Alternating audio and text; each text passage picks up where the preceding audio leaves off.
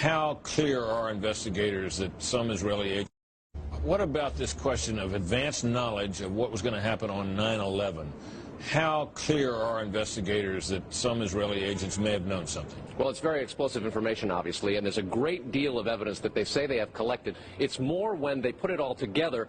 A bigger question, they say, is how could they not have known? Since September 11th, more than 60 Israelis have been arrested or detained, either under the new Patriot anti-terrorism law or for immigration violations.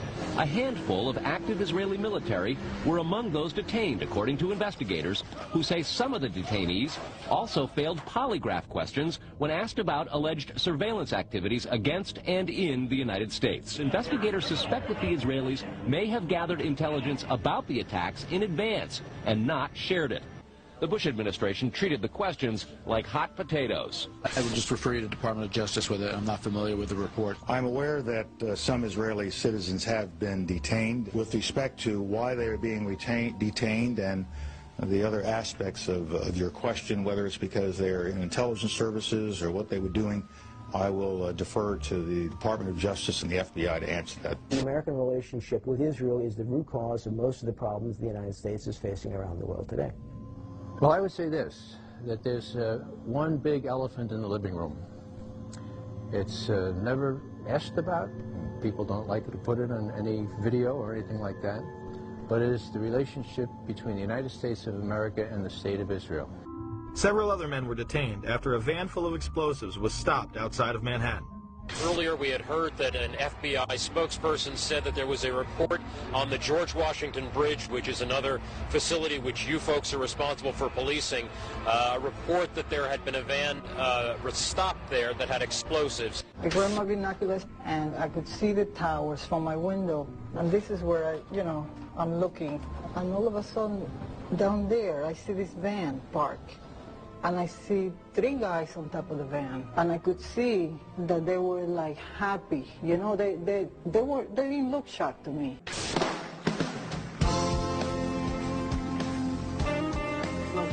This time related to our allegedly being members of Mossad.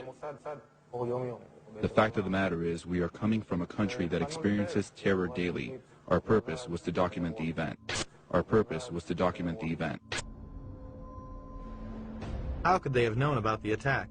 And who sent them to document it? Now Fox News has learned some U.S. investigators believe that there are Israelis again very much engaged in spying in and on the U.S. Numerous classified documents obtained by Fox News indicate that even prior to September 11th, as many as 140 other Israelis had been detained or arrested in a secretive and sprawling investigation into suspected espionage by Israelis in the United States. Investigators from numerous government agencies are part of a working group that's been compiling evidence since the mid-90s. These documents detail hundreds of incidents in cities and towns across the country that investigators say, quote, may well be an organized intelligence gathering activity. The first part of the investigation focuses on Israelis who say they are art students from the University of Jerusalem and Bezalel Academy.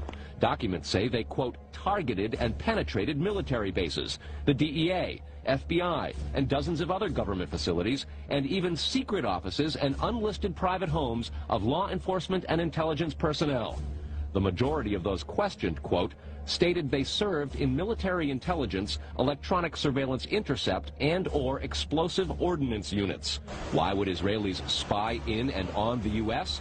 A General Accounting Office investigation referred to Israel as Country A and said, quote, according to a U.S. intelligence agency, the government of Country A conducts the most aggressive espionage operation against the U.S. of any U.S. ally. Fox News has learned that some American terrorism investigators fear certain suspects in the September 11th attacks may have managed to stay ahead of them by knowing who and when investigators are calling on the telephone. How?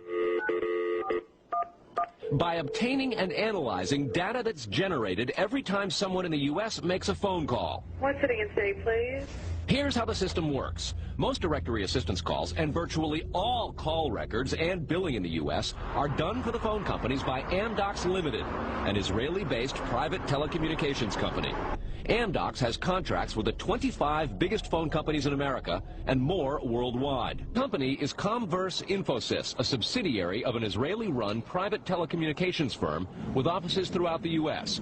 It provides wiretapping equipment for law enforcement. But the complaint about this system is that the wiretap computer programs made by Comverse have, in effect, a back door through which wiretaps themselves can be intercepted by unauthorized parties. Adding to the suspicions is the fact that in Israel, Comverse works closely with the Israeli government and under special programs gets reimbursed for up to 50% of its research and development costs by the Israeli Ministry of Industry and Trade. But investigators within the DEA, INS, and FBI have all told Fox News that to pursue or even suggest Israeli spying through Comverse is considered career suicide.